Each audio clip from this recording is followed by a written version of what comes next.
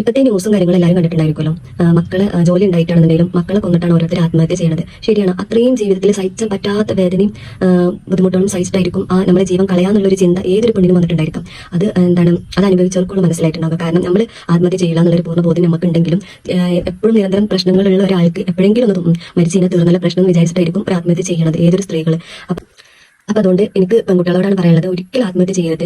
നമുക്ക് മക്കളുണ്ടെങ്കിൽ ആ മക്കൾക്ക് വേണ്ടിയിട്ട് ജീവിക്കാം. ഭർത്താവിന്റെ വീട്ടുകാരോ നമുക്ക് പിന്നെ ജീവിക്കാൻ സമാധാനം തരുന്നില്ലെങ്കിൽ അത് എന്തിന്റെ പേരിലേക്കോട്ടെ പല പ്രശ്നങ്ങളും ഉണ്ടാകും. നമുക്ക് പറയാൻ ഒരുപാട് പ്രശ്നങ്ങളുണ്ടാകും. നമ്മൾ അംഗീകരിക്കാത്ത ആൾക്കാർക്ക് നമ്മൾ എന്തായാലും ശരിയാവില്ല. അവരെ കാഴ്ചപ്പാടിൽ നമ്മൾ എന്നും തെറ്റുകാരനായിരിക്കും. അപ്പൊ നമുക്ക് പല പ്രശ്നങ്ങളും അവർ നേരിടേണ്ടി വന്നിട്ടുണ്ടാകും. അപ്പൊ എന്ത് പ്രശ്നം വന്നാലും ആത്മഹത്യ ചെയ്യരുത്. പിന്നെ നമുക്ക് വീടുകൾക്ക് പോകാൻ നമ്മളെ കൂട്ടിക്കൊണ്ടു പോകാനോ നോക്കാനോ പിന്നെ തിരിച്ചു വിളിക്കാനോ ആരും ഇല്ലാന്നുണ്ടെങ്കിലും നിരാശപ്പെടും സങ്കടപ്പെടും ചെയ്യാതെ ആത്മഹത്യ ചെയ്യരുത്. പിന്നുള്ളത് പഠിച്ചിട്ട് സ്വന്തം കാലിൽ നിൽക്കാൻ ശ്രമിക്കുക. അതിനും പറയുന്ന ഒരുപാട് പേരുണ്ടാവും. അഴിഞ്ഞാടാൻ പോവാണ് അല്ലെങ്കിൽ വേറെ എന്തെങ്കിലും